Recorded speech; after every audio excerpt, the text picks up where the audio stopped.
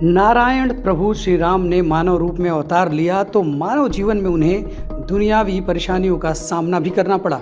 जैसे त्रेता युग में कैकेयी की दासी मंथरा की तिकड़मों ने भगवान राम को 14 साल के वनवास का दर्द दिया, वैसे ही कलयुग में भी मंथराओं की कमी नहीं है। सैकड़ों साल से राम विरोधी मंथराओं ने राजनीति के कारण प्रभु राम को अपने ही घर अयोध्या में निर्वासन की जिंदगी दे रखी थी।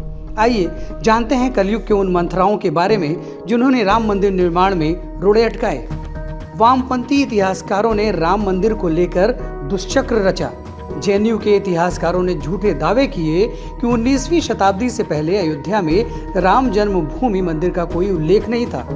मंथरा के उत्तराधिकारी कथित इतिहासकार प्रोफेसर RS शर्मा ने कहा कि अयोध्या बहुत लंबे समय तक चलने वाला तीर्थ नहीं है। उन्होंने कहा कि राम मंदिर को ध्वस्त कर इस स्थान पर एक ढांचा खड़ा किया गया था कि इस दृष्टिकोण का समर्थन करने के लिए ऐतिहासिक साक्ष्य नहीं है। उन्होंने ये भी कहा कि हिंदू कला और वास्तुकला के एक प्रेमी बाबर को राम मंदिर के विनाश का श्रेय दिया जाना, जो कि किसी भी मामले में अस्तित्व में ही नहीं था।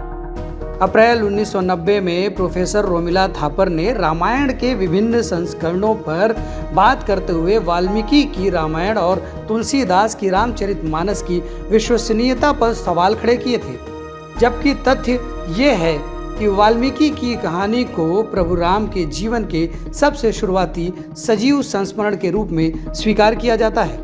वाल्मीकि की कहानी का मुख्य भाग श्री राम के भगवान रूप का वर्णन करता है। वामपंथी इतिहासकारों ने सदियों पुरानी मान्यता का विरोध करने का प्रयास किया और यह दावा करने का प्रयास किया कि ढांचा जमीन के खाली टुकड़े पर बनाई गई थी। इरफान हबीब ने एक जबरदस्त अभियान चलाया कि त्रेता युग का ठाकुर शिलालेख लखनऊ संग्रहालय से चुराया गया था और 6 दिसंबर 1992 को अयोध्या में रखा गया था। सीताराम रॉय कहते हैं कि रामचरितमानस में अवध या कौशल का उल्लेख है, न कि अयोध्या का। सबसे बड़ी बात यह कि इन वामपंथी कथित इतिहासकारों ने न सिर्फ राजनीति से प्रेरित होकर और एक पार्टी के प्रति अपनी श्रद्धा व्यक्त करते हुए ये अनर्गल इतिहास लिखा। अदालतों में इनमें से कईयों ने स्वीकार किया कि उन्होंने तथ्यों पर कम ध्यान दिया है।